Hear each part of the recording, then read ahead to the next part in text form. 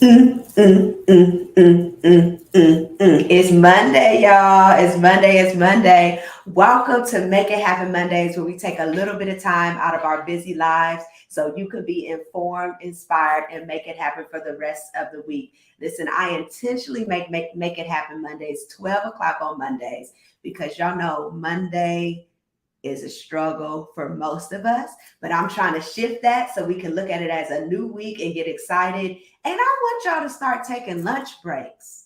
So I do it at 12 so you have an excuse to break away, eat your lunch, and watch us and get inspired to make it happen for the rest of the week. So if you do not know me, I am Monique. I am the host of Make It Happen Mondays, the creator of Make It Happen Mondays, and I'm also the founder of She's Rising. And if y'all haven't heard about She's Rising yet, let me tell you about it.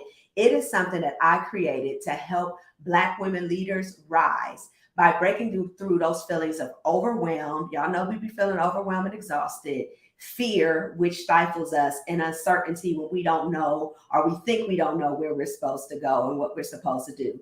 And this is so we as Black women leaders can live the life that we don't feel like we need to escape from, and we can show up as our best every single day, unapologetically, no matter what's going on around us, right? And so we do this through our coaching programs, online resources, and event experiences. And the reason why I call them event experiences is because it's like this shift happens, this transformational shift. We're growing, right? We're learning, but we're doing it while experiencing luxury, because I believe in abundance and I believe that we should live lux, and the transformation and healing and everything that we're aspiring to in our lives can happen in those sort of settings and environments that could be integrated. So that is what we do. And I am excited. I've been coaching. I'm new. I'm newer to being certified in coaching, but I've been doing coaching forever. I just called myself a strategist.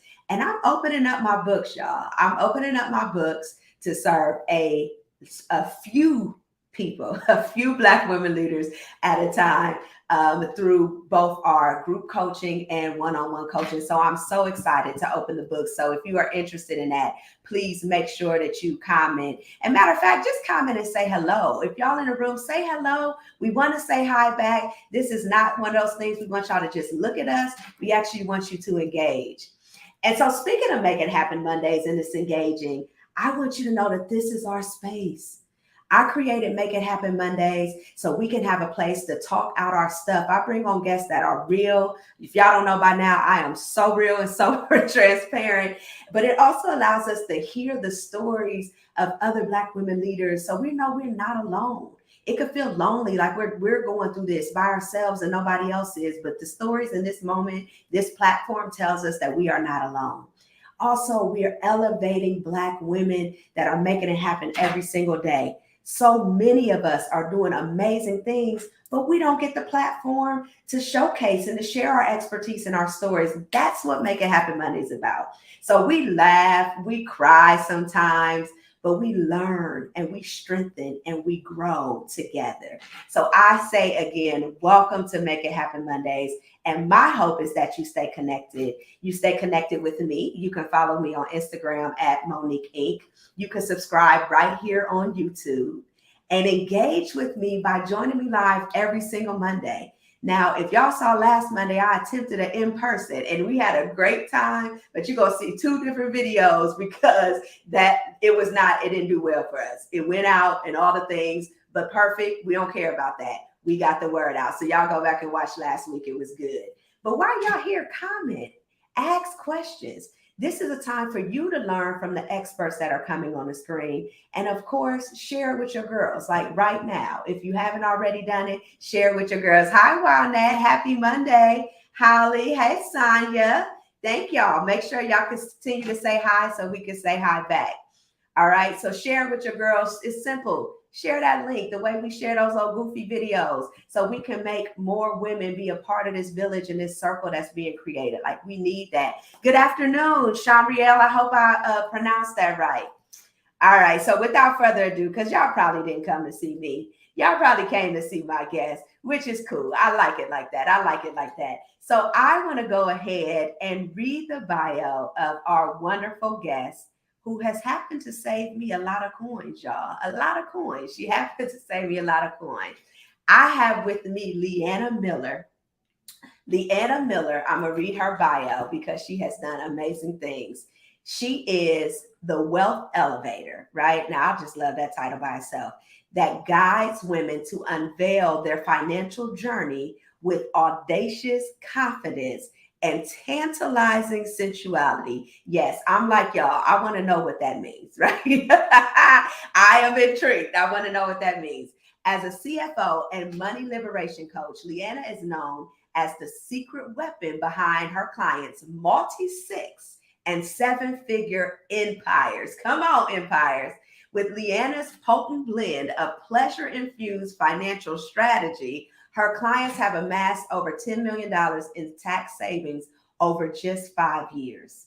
Her passion, increasing business owners' net worth, and protecting generational wealth, all with a playful and delicately empowering twist. The heart of Leanna's mission is to lead women toward unlocking their potential and commanding unapologetic abundance. Leanna is a proud member of Delta Sigma Theta Sorority Incorporated. Ooh. She holds a BA in finance from Baldwin Wallace University and is the loving mother of one. So without further ado, y'all know we got to play her Make It Happen song. Here we go. We're going to bring Leanna in. Come on. Let the song get started first. Oh, I pronounced it right. That's good, Jean-Riel. Yeah. I'm too sexy for this girl, too sexy for your girl, too sexy for this world, too sexy for this item, too sexy for that jack. Yeah, yeah. I'm gonna drop it like my son be like. Too sexy for your game, too sexy for this fame. Yeah, yeah. Hey. I'm too sexy for the trap, The beat too drop, sexy hold on. for that cap, too sexy for that jack. Yeah, yeah. Okay, alright, that's fine. Okay, I'm feeling too sexy to accept requests. Hey, I hope y'all rocking with us over there. Come on. Hey. Hi, Amber. Hey, happy Monday. Let me stop. Let me pause. Because I done went somewhere. Hold on. I'm trying to be elegant today with my pup. Trying to be classy. Welcome to Make It Happen Monday. Thank you for having me. Hello, everybody. Yes. So that is your Make It Happen song, huh? That's my jam. Why is that your Make It Happen song? That is my song. One, the beat is amazing. Right. I love Future. I love Drake. But whenever I hear that song, it's like, okay, I can go do whatever it is I need to do. Anytime there's situations, I'm like, I'm just too fly for this, you know? I'm too sexy for So I am too sexy for whatever it is. So it's always a reminder to me of like the bigger version of myself. Like if I want to play small sometimes, or if I'm being shy about something, it's like, come on, did you forget who you were? Let's go. I'm just even on a Monday, y'all. We supposed to wake up on a Monday. I'm too sexy to be stressed on this Monday. You know, like you just gotta. Yeah. I'm like, I'm too sexy for all of that. You know? I'm too sexy for this. That's good stuff. So we read all. Yeah. That is good stuff. So we read about you, right? We read about your bio. So we're gonna get into that in a minute. But I love for people as successful, you know, they see this sort of image of a lot of women that are successful, but don't really get to know that person. So I love to start off by having my guests share something quirky or funny or silly that other people don't know.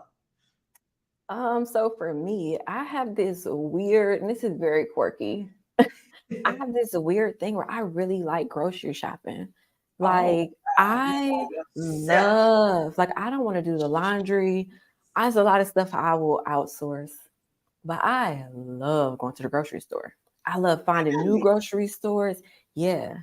Like I go up every single aisle. Like Kelly said me too. Can I give y'all my list?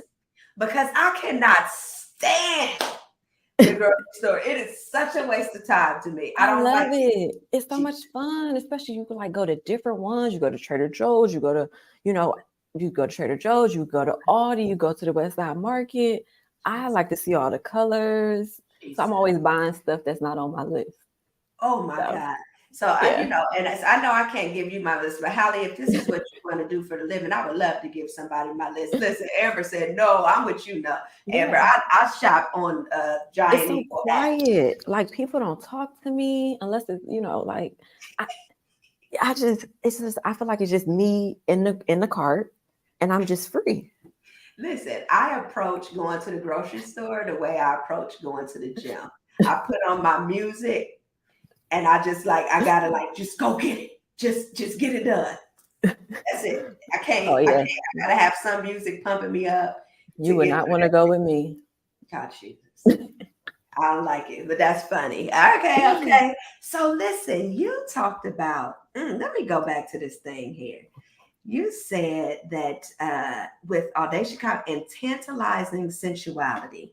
So you have this like, you don't just talk about money, you talk about pleasure, which was our thing last week, and Which I sensuality. love.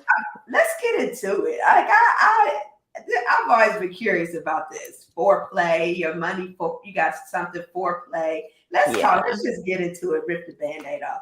Hold on, I'm gonna clutch So my pearls before you start. Going. okay. Everybody might need to clutch their pearls, but I'm gonna keep it appropriate. Okay. So I am like a traditional finance girly. So I have a degree in finance. I worked in big four accounting firms. Like I am, when it comes to some numbers, I like know it. But what I realized over time, just in my own journey, is that as a woman, the thing that nobody taught me about money, and people taught me a lot about money. However, it was always from this very masculine perspective.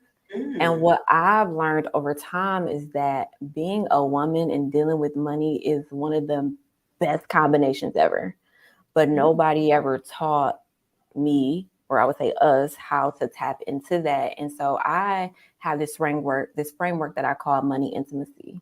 And so I describe money intimacy as the connection between you and money, because that's all that intimacy means is connection, familiarity, and like rapport. So it's just simple as that. So when I started to build my framework around this concept of money, women, sensuality, I started to realize that there were a lot of missing pieces that we have in our romantic relationships. But if we take that and we change out like a man for money, or if you're a man, swap out woman, or whatever your preference is. And we think about it that way, it's like, wait a minute, there is so much intimacy in our relationships romantically, or even in our even with our kids or our family members, that if we took that same concept and put it with money, like it changes the game. And for women, break that down. What does that look all right, so let's break that down. Yeah, break that down for us. The way I like to put it is, so you put money over here, you put your mind over here. Okay. And the further you go, so if we think of like a funnel, the deeper you go down this funnel, the more intimate your mind and your money become. But we got to think about what we put into the funnel. Okay. So I always start with people on vulnerability. So intimacy is into me see. So look at yourself. So it's just like in a relationship, right? The first thing we got to do is get vulnerable. You got to tell me your good. You got to tell me your bad. You got to tell me what happened when you were a kid, what your mama did, what your auntie did, what your daddy didn't do. We got to get vulnerable. Yeah. And so when we think about money, we have to do the very same thing. So how did I get this way? Like nobody just got here. And with money, a lot of time financial literacy does us a disservice, because it just says, well, what's in the bank today? Okay. And it's not asking us about the storyline that got us here. So we got to think about, so the first thing I always ask people is, what's your first memory of money? Right, like what's the very first memory you have? Let's pause and see. If you're tuned in, first of all, hello. If you haven't share yet. We're here with Leanna Miller. Y'all can see she starting off dropping all the gems. So what was your first memory with money? Let me see. Anybody gonna comment? What was your first memory with money? My God, let me think with mine. Ooh. Mine was probably my mom writing them checks in that grocery store. And they said decline.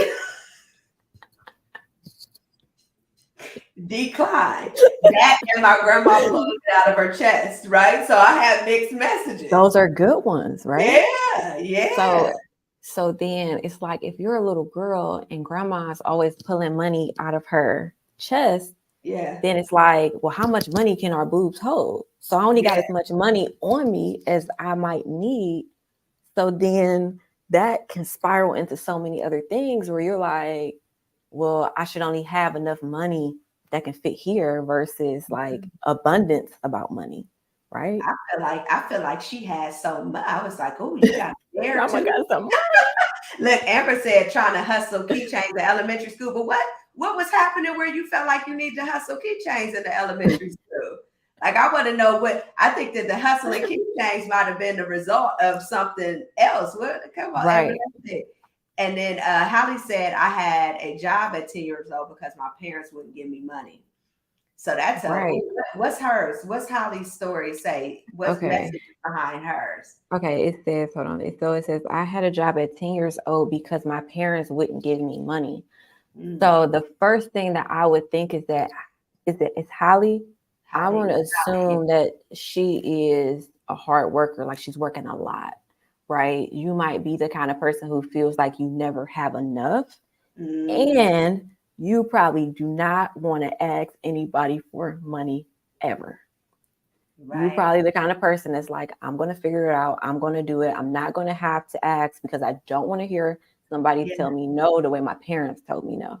Right. And that's what Amber said. She wanted freedom. Right. If you have it, spend it, and I'm always going to figure it out. Oh, she said very true. Right. Yeah. So we take something like that. We take something like that. And then we say, okay, so we have to be vulnerable to call out that memory.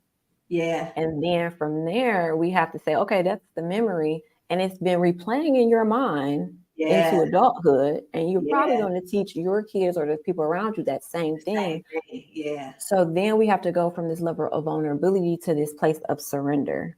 Where it's like, that's a tough word for Black women now. Which is surrender. Right. Like, no, we got to be ready. We can't surrender. Okay. Right. So when we go from this place of vulnerability where we're looking at ourselves and our story with this place of like, from this place of like empathy, like we're holding on to like the 12-year-old Hallie or the 9-year-old Hallie, and we're saying it's okay. That happened, right? And you're here as a product of that. So we won't throw out the baby with the bathwater, but what we can say is from this moment on, what do I want my story to look like? But in order to do that, we have to surrender to what happened so that we can stop here and go forward. It's okay. So let's talk about that. And I'm gonna come back and read Sonia's thoughts. So when you talk about surrender to what happened, I imagine that, and I know a lot of Black, like sometimes our response to what happened is to ignore it or stuff it, right? To act like it didn't exist or to continue to try to fight. Yep. Like like, you know what I mean? So when you say surrender, it means like sort of accept like that's my truth. That is your truth up to this point, right? Because we don't want to, I really think like a lot of my like coaching certifications and stuff are through a trauma informed lens. So I can't look at a Black woman and say, what happened to you doesn't matter. Like, because it does, it matters, right? So we value that. And then we say, all right, that happened. And it got me here. But now I am ready to surrender and release that being my truth for my future. Yeah. And it's a challenging process. It is not easy. It is very, very hard. And it takes working at it every single day. Every day. It's hard. No days off. That's what it's some of the days off. Yeah. Like that's the no days off work. Right. That's the no. Exactly. So talk to us about your story. Like how did you come Mm. upon learning this intimacy and the shift of the story and the do like Okay. So my story, it's very, very, very interesting. But my story, I started my first business. I found out I was pregnant with my daughter 2 weeks before graduation. okay. So in a matter of like time, the trajectory of my life changed very quickly. Hmm. So I have been doing all these things as a mother. So I want to add that in there, right? So I have this extra layer of pressure and things. So I had my daughter, I get my first big girl job at the big accounting firm, and then I go and I start a business, right? I started my first business while I was working in Fortune 500 company. Okay. And I took this big leap to quit that job. Okay. I mean, just balls to the wall, like no plan, no, like I am I so can passionate relate. about this, I can right? relate. Do not I'm, recommend balls to yeah, the wall. yeah, I do not recommend. Um, I quit my job before it was like the cool thing to do. So this is like back in 2015, before it was Yeah, like the Instagram trend. I yeah. did that and I went on this journey of entrepreneurship. Okay. And it was this rocky road. My first business was like my baby, my heart birthed into the world. And Mm. so in that journey, I ended up falling flat on my face.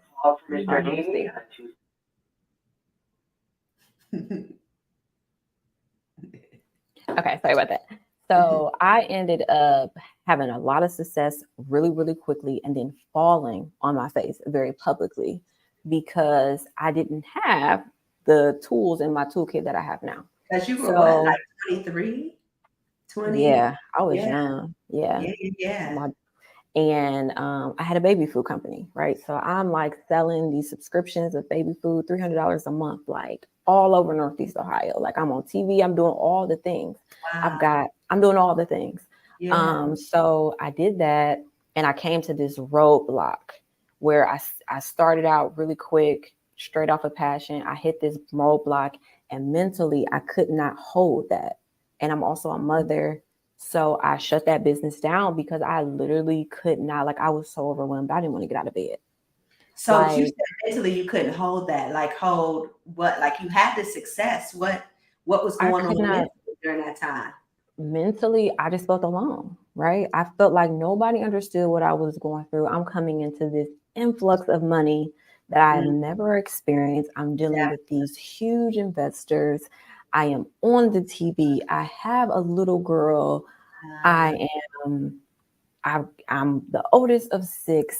There is just responsibility out the wazoo. And I was not prepared at that time to energetically hold what scaling a business from zero, from my yeah, kitchen yeah. to six figures would do to me at Right. 20, whatever, with a That little part, right? person. Because Right.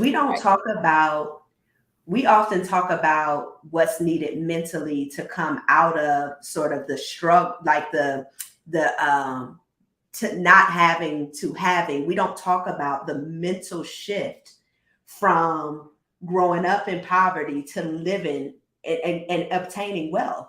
Absolutely. Yeah, it's a real thing. Like it's a success.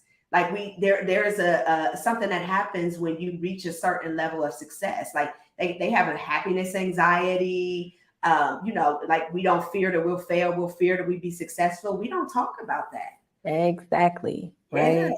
So experiencing that, it's like, okay, so then I shut that business down, right? I go do some other things in the meantime, but I'm like, I know I'm supposed to have a business, boom, whatever. So I go back to my technical skills. I've always been the finance girl. When I was in all the pitch competitions, they always had me do the finance part, or the people will have me figure out their numbers. I'm like, I know that. So I went back to that. And again, I scaled a business very quickly during the pandemic, six figures, right? Because I have a skill set that most people don't. So I'm like, oh, tax, money, figure this out. I got you.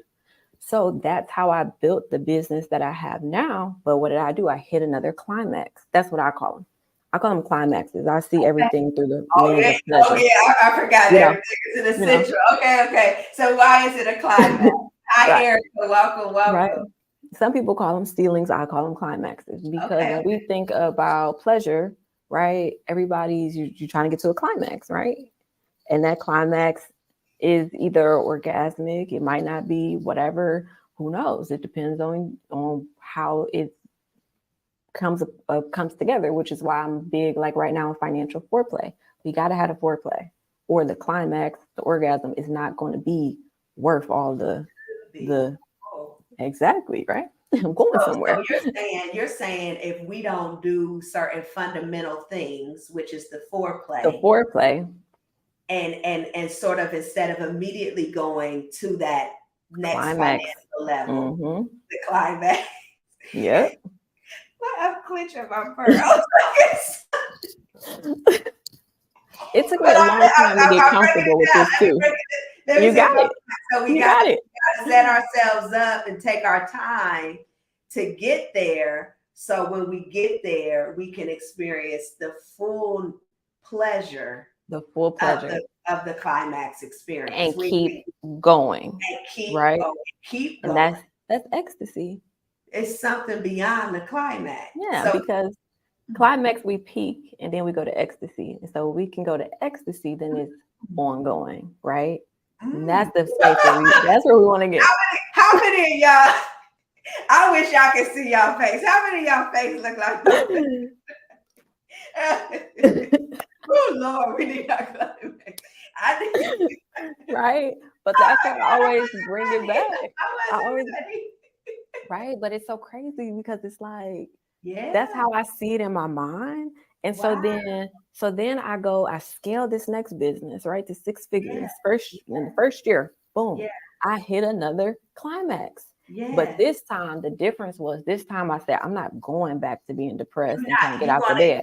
Yeah, it's not going to be like a hit the climax and be done. You're going to ecstasy. We're going to figure this out. And so sometimes, my sense so it took me a second where in my business now, the first time I hit 6 figures, I was just like, I can't go back to where I was the first time.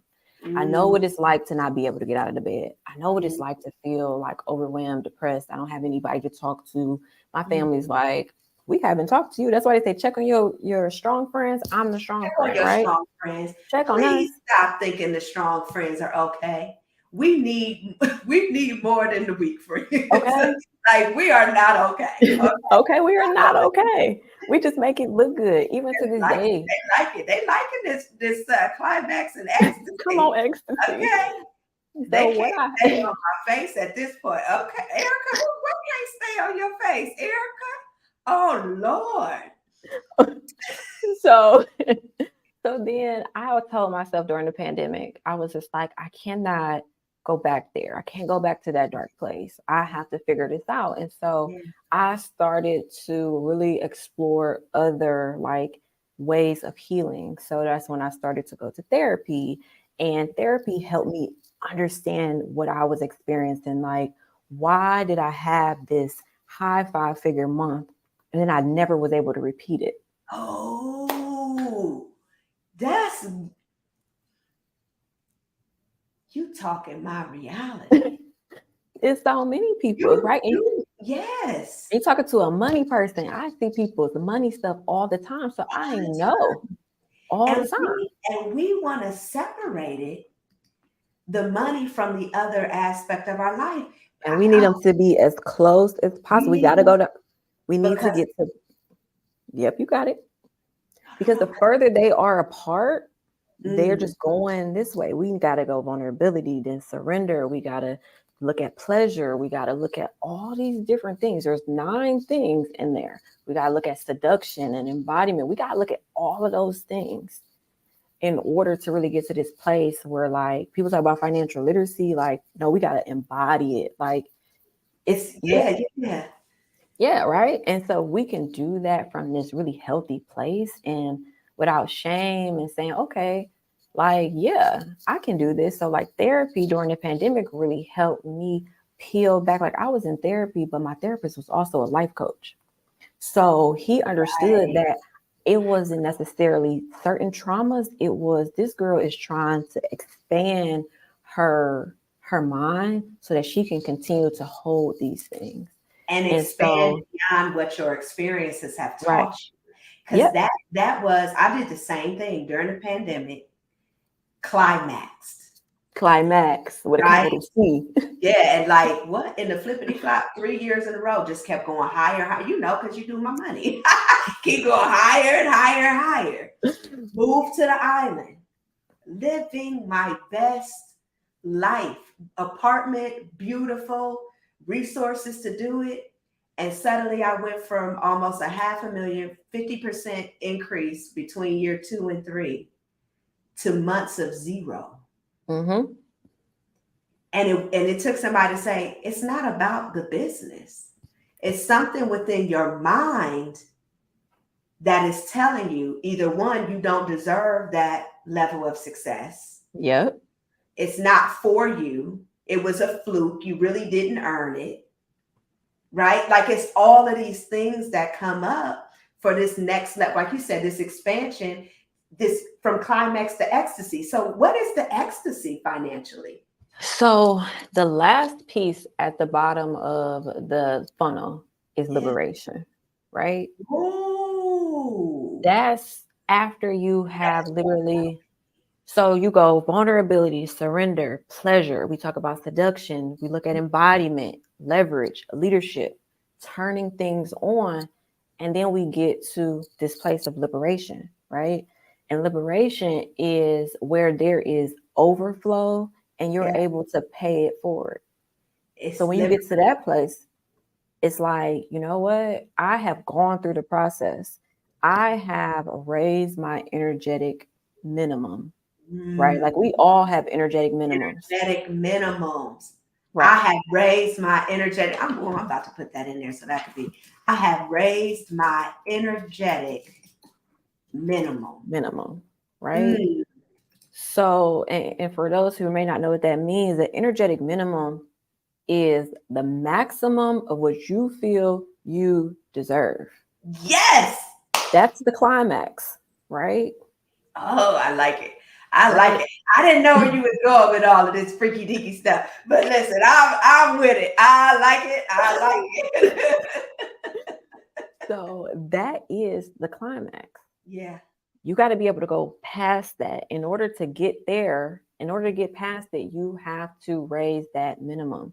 There was a point in time where I was like, because there's certain people who always got the same amount of money in their bank account. Let's say it's $1,000, right? Yeah. Some people, if your energetic minimum is 1,000, yeah, or if the maximum that you always have is $1,000, yeah, you'll start manifesting bills. And if you get to 2,000, you're gonna start having a bill. A kid gonna get hurt. Somebody, this is gonna happen. It's gonna be all these emergencies, right? Yeah. Because energetically, you are like, I'm not supposed to have more than $1,000. So you're manifesting bills and problems, and this person needs this and this person needs that. So then there comes these boundaries that have to go into place. Yeah. Right. Yeah. So the way that you, some people, it is not even about them. I remember having a client one time where anytime her bank account would get to a certain number, she would freak out because that's how much money her parents lost because her dad did something. So whenever she would see that amount of money, she would be like, I'm about to lose it all. I'm about to lose it all. I'm about to lose it all. And so we had to go and rewrite that. But once we establish what those things are, then it's like, all right, how do we raise that? So then we have to do the background work to say, you know what, I'm going to raise my energetic minimum to 5,000, right? Mm-hmm. And then you go and start embodying what it is like to have $5,000 in your bank account every month. And what does that look like? Like to embody it? Like talk to us about, because I love to make things, I say every week, practical so they can walk away and actually apply what they're hearing. How do you embody it? There's a couple of different ways you can embody it. Some of it is literally telling yourself it, right? Right. Like, this is my energetic minimum. Yeah. I'm going to have $5,000 in my bank account. Yeah. Right. Some of it is that part, but then you have to go a little deeper. There are certain exercises I do. So like, especially during the pandemic when I really got good at this, it's called 3 by 33. So whatever it is, right? Because you have to start with gratitude, right? Money likes gratitude. Okay, money. Gratitude is everything. Okay, If okay, you are not grateful for what you have, you will not be grateful for what you want, okay. right? So instead of looking at the account and seeing what's not there and saying thank you for what is there, or if Thank you for it's what is not there. there in the fruit, right, in the actual literal dollar amount, you can thankful for what the skill set that you have that can attract the money. Like, find, Exactly. okay, I don't okay, care if it's a dollar, I'm grateful for this dollar, right? right, And then right. there's the exercise I always tell people, especially at the very beginning of the process. It's like, so it's 3 by 33. So you take a statement, you write it as if it's already happened. This You is write it, free information. Y'all better yes, get y'all take this, notes. take this. So, and my clients know, they're like, I need like $1,000. I'm like, all right, come on, this is what we're about to do. So you it's called 3 by 33, Okay. and you take a statement and you write it as if it's already happened. So this is called scripting. So this actually plays with your brain, right? Mm-hmm. So you will write, let's say, I'm grateful for the extra $1,000 I received this week. Yeah. You will write that out 33 times Mm-hmm. for 3 days straight at the same exact time. Mm. I always tell people to do it like before you go to bed, because what you're doing is training your subconscious to believe that. Because the thing about our brains is our brains cannot feel, right? They don't feel, the brain can't feel anything. And the Okay. brain only knows what you tell it. Yeah. So you almost have to brainwash yourself. I tell people it's time to be delusional. Like, I like that. if you Yeah. got that delusional friend, Yeah. you need to take some And you're notes. like, are you serious? Like, do you really believe that? Like, Okay, right. So it could, and I always bring it back to relationships. Like, we get real delusional in relationships. That's my oh yeah. man. Take that He same good. level of delusion and apply it here. Okay, Okay. okay. Make it Yeah. real plain for us. Okay. Yeah. That hot messiness that you're saying is you're so Yeah. great. Yeah, yeah. Okay. Okay. Put that energy over here. Yeah. So that's an easy way to just start to get your brain to subconsciously hear that and Yeah. feel that on a regular basis. That has nothing to do with tangible dollars, right? You Right. have to brainwash yourself. So when you start feeling that and believing that, you're going to find little things that you're going to start being more grateful for. You're like, oh, it was $1,000 I said. I remember one time I just got a little refund card in the mail from T-Mobile. Apparently I overpaid on my bill. Yeah. I was like, I take this $95 Yeah, yeah. And because I want to vouch for what you're saying, because what I earned, and that's what I said at a wealth conference last weekend. Latrice had a wealth conference, love her. and I spoke on Friday, and what I said is I didn't get to where I was because of what I did, it's because of what I believed. I literally started to do gratitude every single day. Last year, for all my clients and people I worked with and partners, I sent them gratitude jars. And every single day, yeah, you did get one. I got one in my meditation area. I use it all the time. Yeah, and it sounds like overrated. Like, if you think about it, like, people are like, oh God, a gratitude, but it's like it really is the beginning place of creating that abundance mindset and attracting those things to you. It's like, it's not a joke. If y'all do not do gratitude every single day, and actually when I started to fall off, I had started to fall off on the gratitude piece and the things that I had learned to do, that took me to that place to achieve what I did. I just wasn't expecting for it to be so much. So I'm like, you got to go back and do what you did to get to, you gonna make 150,000. So then you make 425, and you're like, no, girl, go back and do those things that you did. Yeah. Oh, she said, what time of day did you say do this? She said the same time every day. I like to tell people to do it before they go to bed. So like after they take a shower and you just kind of relax, because then you go to sleep, and that's what is going to get imparted in your subconscious. Love it. And you guys, please don't hesitate to ask questions too, so Leanna can answer those questions.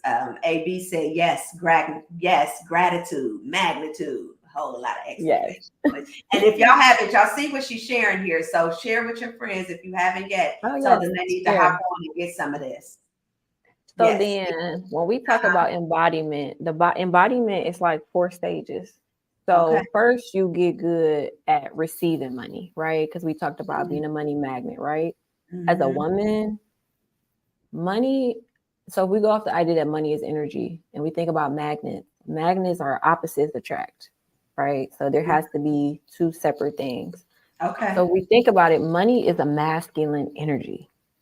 So for a female, it's really dope because you got masculine and you as a female are feminine energy. Now men have feminine energy too because we all have both. We all have that yin and yang.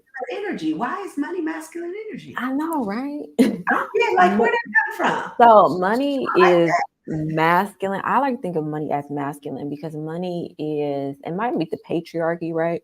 But money is masculine because it's all about control and dominance and power and structure and system. All things that the feminine is like, ooh, right?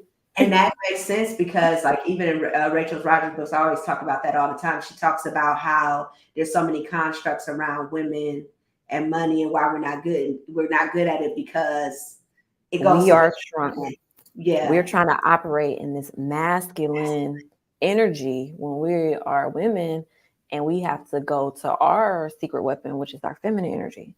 Because if money is masculine and we are feminine, those 2 are going to attract each other. So I always tell women when it comes to money, like that's your power. Like, especially when we go there, that P word, and people always say P power. I ain't gonna say it.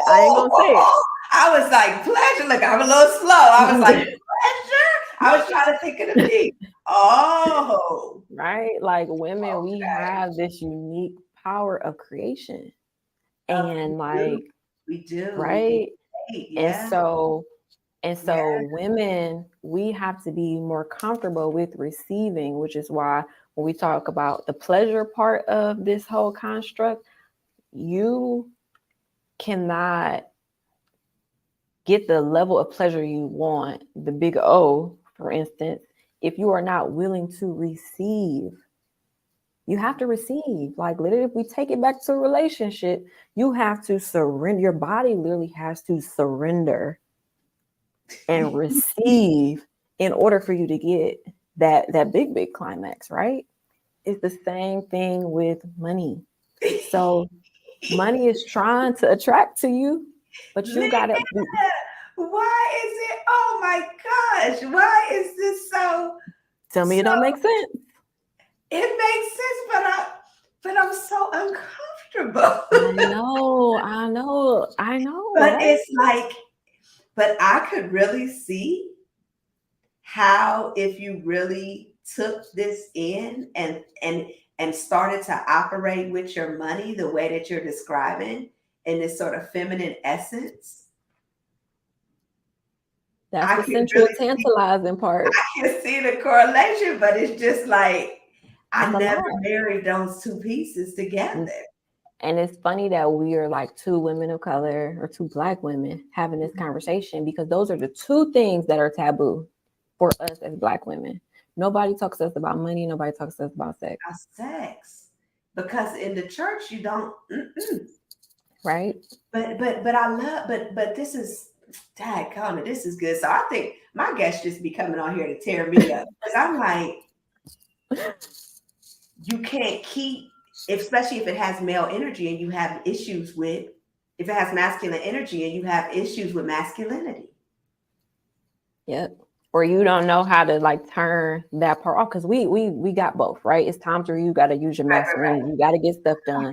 So it's not saying masculine energy is not bad, right? Yeah. But we have to learn how to, feminine energy likes flow. It likes creativity. It likes freedom.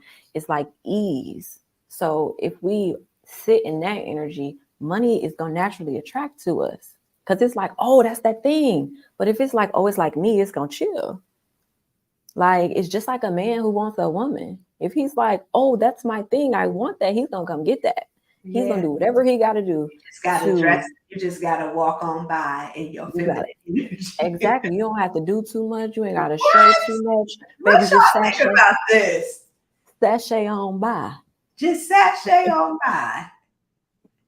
But what you're saying, and I'm gonna read the comments in a minute because I just can't help whenever I'm hearing things because I'm going to learn too. I'm trying to apply it to my life, and so if I have been if I have a wall up, and this is why therapy is really crucial because if I have a wall up and I'm looking to see and I'm seeing that wall, like okay, I can attract it, but I don't maintain it. Like if I like, oh, love, and then I'm like, oh no, I'm feeling love. This too much. This too much. I'm doing a connection for me, y'all. I'm being transparent. So y'all can do y'all connection. So I'm like, that's the same thing that happened financially. I was like, oh yes, I want the money because it'll give me the freedom. I can provide for my children. I can live the life I desire to live. And then when I got it, it was like, oh no, this too much. It's the same message that's hitting across the multiple areas. Yeah, it's exactly that because it's keeping it. You got it. Now you got to keep it. So you got to raise that minimum. You got to raise it. Oh. So you can have more capacity. You have to raise. What did we call that earlier? That minimum. That's the energetic minimum. You have to raise that. You have to raise it because now we need more space. Because we're trying to get the climax, but we got to start saying, no, the minimum is the ecstasy. Right. Right. Because you have to, because you don't want to go back. So you don't want to go back. So then it's like, okay. Going back. Why? Why do we end up going back? Some of the things that you mentioned, we go back because we are so uncomfortable, right? Or we don't feel worthy. And these aren't things that people are going to tell you, but these are things that I'm listening to when I'm hearing people. It's like, it's all of the other things around you. Like if you're the first person in your family to have a successful business, and not successful because it's cool on Instagram, but it's cool at the bank. Right. That's different. Your numbers is right. You really got good numbers. Right. And you don't feel comfortable because the conversation changes because now you're like, hey, you're like, I ain't had the best month. I only made 10K. It's certain people you can't say that to, right? Right. Because I'll be like, they only do it. That's only 35,000. That's not. And then I'm paying attention to who I'm saying that to because only 35 for some is like that's good. I always say I don't have $1,000 problems anymore. I got $10,000 problems. Exactly. The problems start to change. The conversation is different. The tax bills get higher. People, you just have all these other layers that come into play. I got a client who, if he make less than $100,000 in a month, he's gonna be on my phone like, "What's Lee? I got a problem," right? Because his minimum is just what it is, right? He got a whole different minimum. And so he got a different minimum, and there's nothing wrong with anybody's minimums, right? So I don't want anybody to feel that way. If your minimum is $1,000, then that's cool. Then we figure out how do we raise it and how do we raise it if that's what you want. I don't believe that everybody wants to be rich or a millionaire. So I don't treat them that way. Right. I treat people based off, you want to be a thousandaire, then we're gonna be a thousandaire. You want to be a millionaire? Because everybody's got their own financial goals. Right. So once we go from receiving to keeping, then we have to be comfortable with having more than enough. And this is the sweet spot. This is where, like for me, my clients go from coaching clients to CFO clients or tax clients in this place where it's like, I have more than enough and I'm comfortable with more than enough, or I'm ready to get to that more than enough spot. And that's where the conversation changes. And so how do we, because I see this as Black women, I meant to pull this up and I forgot to. I saw something that said, like, as Black women, we'll spend our market, we're spending $1 billion, but we're only sought to earn a couple thousand. Like it talks about how much we spend as Black women, but not how many of us are receiving that. And so when we talk about that minimum too, the other part of it is the sort of guilt that Black women feel of having a minimum of $1 million. Like, can we talk about that? Because it's not it's not yet normalized as much as we see people say it. There's more of us as Black women that have discomfort with earning that amount of money versus, the masses. Most of us are intimidated by that. I think it always all gonna go back to that intimacy piece. Where are you in your story? Right? A lot of us stumbled into money, especially during the pandemic. So our money is ahead of our minds. So they're not intimate at all. There's no connection there. So what I find that women, especially in that space, are a lot of the women that I'm dealing with that I see who are 500 and above or like right almost at 1 million is that identity. It's that identity shift. Yeah. To go from, we've been telling the same stories for so long that it's tricky when people tell you to tell your story, because it's like you don't want to let go of the where I came from piece, right? Right. You don't want to let go of it because it made you who you are. But sometimes the story can't keep starting right there, right? Like that got to be the prelude or something. Maybe it can't be. You see what I'm saying? Like, there's a shift where it's like we can't forget those things because it made us who we are. But once we shift that story, we cannot keep telling ourselves, we can't keep repeating our own story. We know our lives, we know what happened.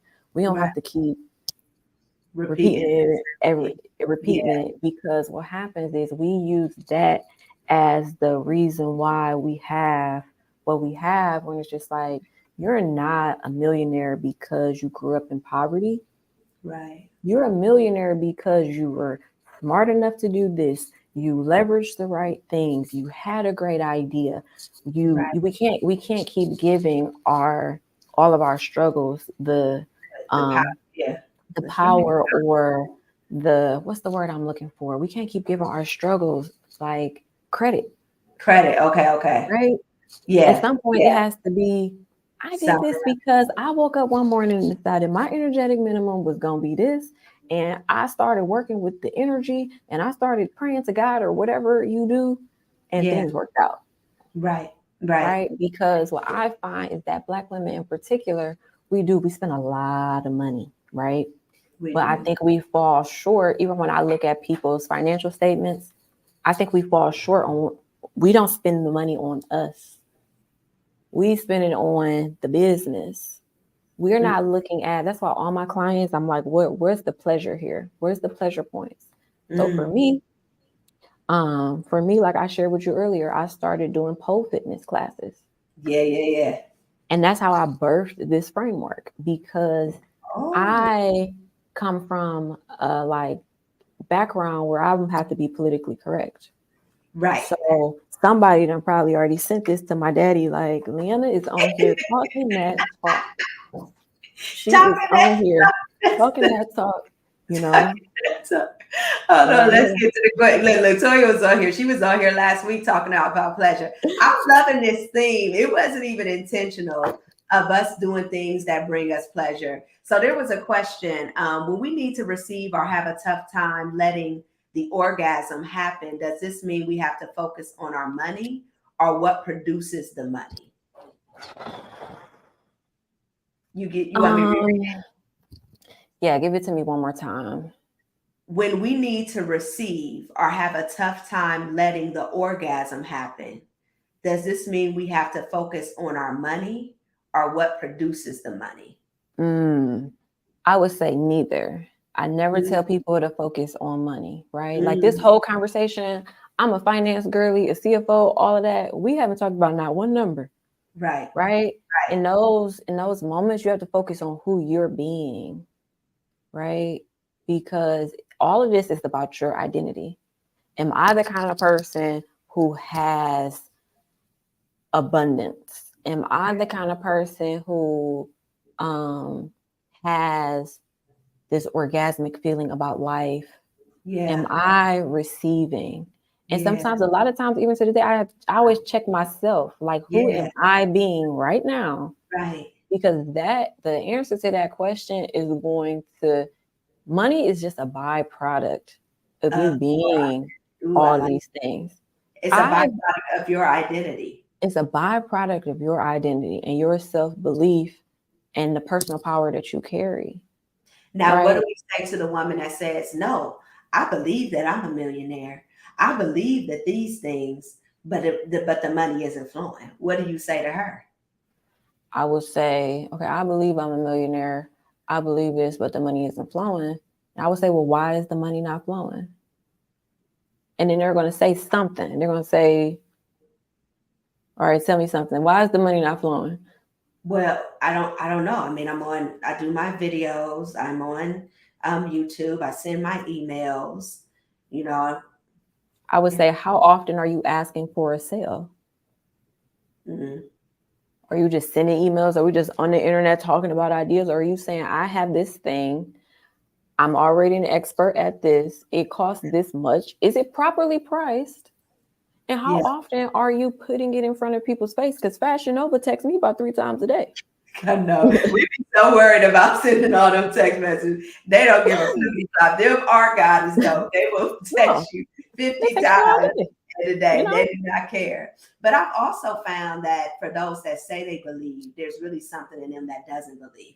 Like that's even in the scripture, like help my Mm-hmm. unbelief, right? Yeah, Because there's a part of you that's still sitting in the disbelief or the unbelief that it is for you, right? And absolutely. so, I yeah, agree.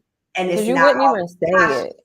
and it's not always conscious, right? Mm-hmm. Which Yes, goes to like I know that you're licensed in hypnotherapy, which is really about bringing the subconscious mind to the conscious so it could be addressed and handled yeah. and dealt with. Because I always say it is some you might be saying this, but it's Are, something are in you are you embodying that? Because the right, right, millionaire version of yourself, when do they get up in the morning? What are they eating? Who are they around? What are yes, you listening to? There are times like I love some good music, right? I can I see. love, right? I'm in there jamming. But there are times where I can't hear that. Yeah. I might have to go to gospel. I might have to go to my podcast. I might have to go to class. I love listening to classical music. I Hmm. cannot put that in. That's So true. if you tell me like, and I'm human, I love like all the things, all the trap music, Cardi B, Meg Thee Stallion, I Yeah, love all of those things. yeah.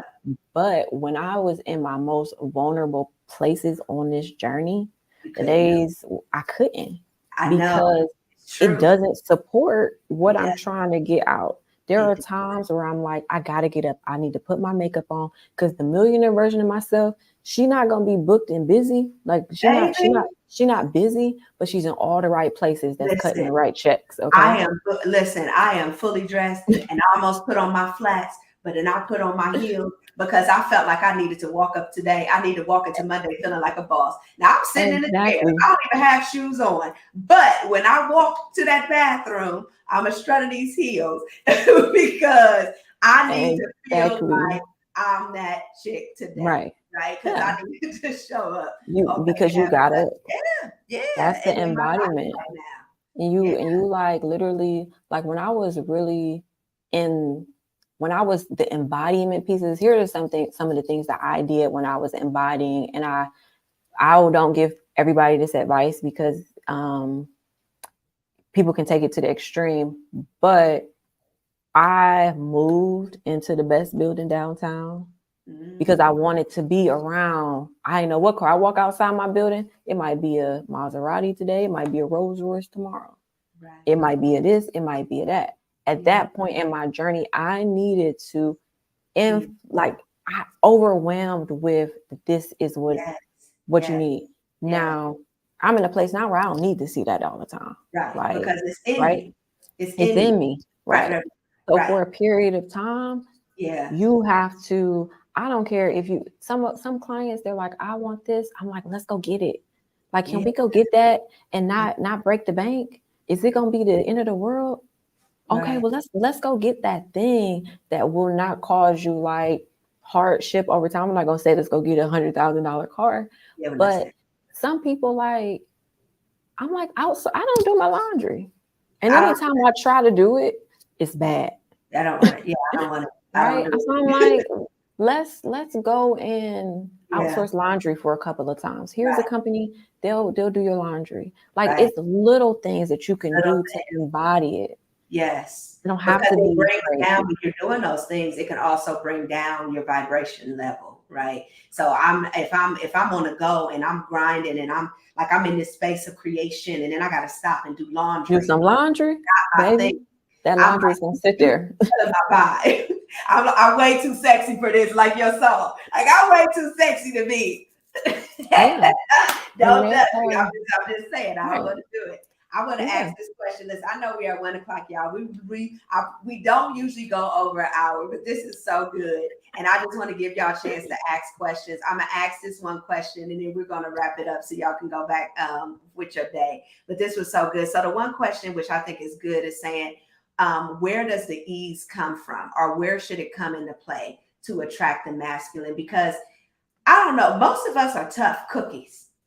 So that surrender and ease is like a foreign concept, and it's like danger. So what would you teach us, and how would you encourage us to start to live in ease and operate in ease?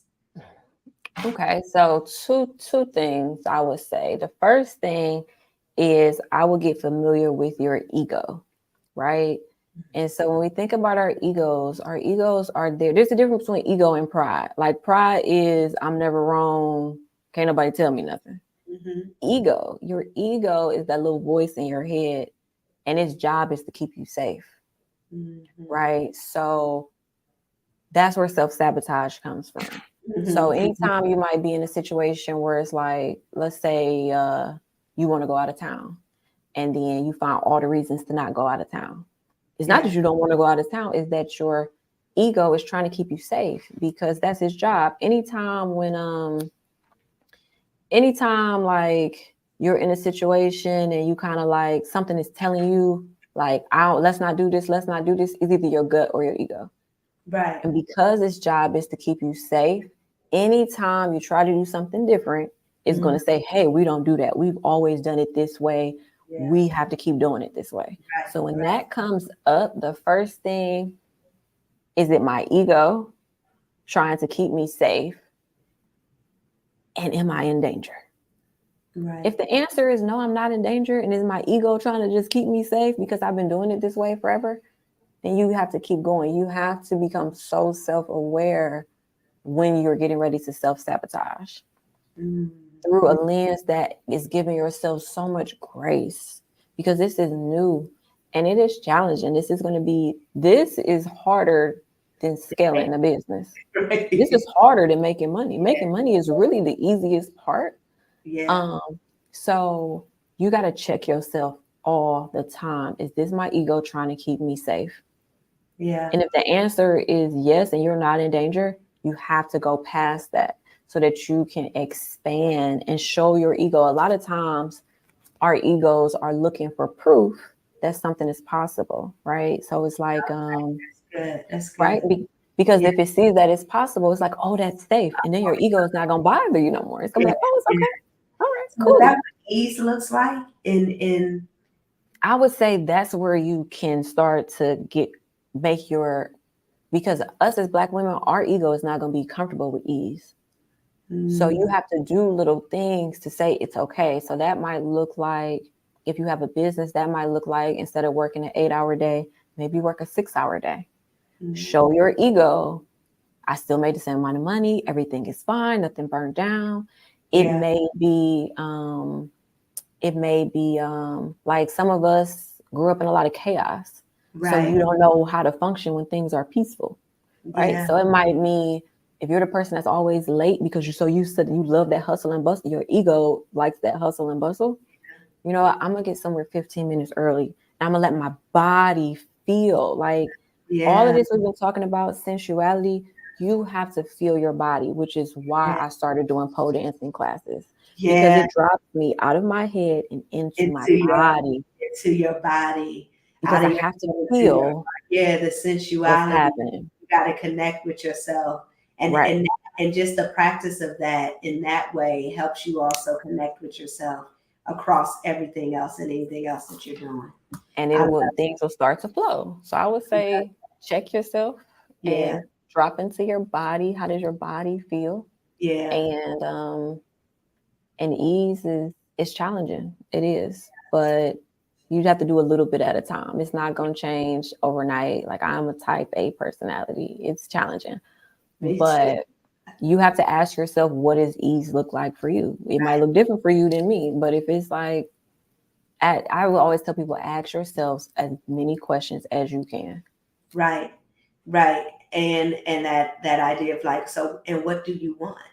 Because either you want to keep living type A, like, do you want to continue to live that way? Or you want to continue, or do you want to live in some ease and abundance and financial well-being? Because it's hard either way, right? And so you get to choose which hard, right? I want to choose the hard that's hard for a moment, but getting me to where I want to be, versus the hard that I've been conditioned in, like somebody else said, glorifying the struggle.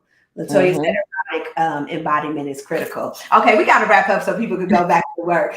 What, if we didn't hear anything else from you today and everything that you shared, what do you want them to walk away knowing? I want you to walk away knowing that you are worthy of everything you desire, and it's time to tap into what you actually want, not for the people around you, but for yourself. So a question I always tell people is to really think about, I call them pleasure points. What are your pleasure points? What do you want for yourself? Figure that out first before you ever talk or think about money. So it's time to like give yourself permission to have more pleasure and more desire and more money and more orgasms. That's a tool to do it. Right? Absolutely. To give yourself more pleasure and enjoyment. I love it. Where can the people find you? Because you need to be found, okay? Where can they find you? How can they connect with you? So you can find me on Instagram. Is the social media platform I use the most. My Instagram, actually all my social medias are It's Leanna Miller. So you can always find me there. All of my links are in my bio to learn more about the services I offer. Tomorrow I'm actually having a free masterclass that's called Financial Foreplay. Let me see. So if you can register by just clicking the link in my bio on my Instagram. And we're going to really talk about peeling back the layers of financial foreplay and desires and all of those things. One of the things we didn't get to touch on, because this conversation was so good. There's 2 ways you can work with me. I do coaching, which is where the money intimacy side of things. So if you're a woman, whether you're in business or not, you want to get your money together and all of that, I offer that in my coaching mastermind. And then if you are a business owner and you're ready to have a financial expert dig into your numbers and help you scale, get through those climaxes off to ecstasy, I do offer CFO services for people who are ready for that point. Yes, and I will give you a testimonial that before I switched to her as my tax planner, I was paying out thousands of dollars. When I switched to her, I was getting thousands of dollars, even though I made $425,000 last year. Yeah. So she is the truth, the way, and the light. God is, but using her as a vessel because I don't know what she did, and she does it, and it's legal and it's right. But she is great at what she does, which is why I use her, and I recommend anyone else who needs those services to tap. That's called a taxgasm. Okay. I got to get comfortable with these gasms and things. Y'all, thank you for joining us. Our quote of the week is simply, I am a money magnet. Say it with me. I am a money magnet. I am a money magnet, right? Live in that, embody that. Do what you need to do to embody that, whether that's counseling, whether that is pole dancing so you can get in touch with your sensual self and begin to be retaught what your body is telling you in any given moment of your life. Whether you need to connect whatever narrative is not only playing out in your money, but is playing out in all other areas of your life as well. Take the time to do that and raise that minimum, that energetic minimum, right? And figure out a new minimum so you can not only experience orgasms, but ecstasy. Whoa! That's it for us to Make It Happen Monday, y'all. Take care. Bye-bye.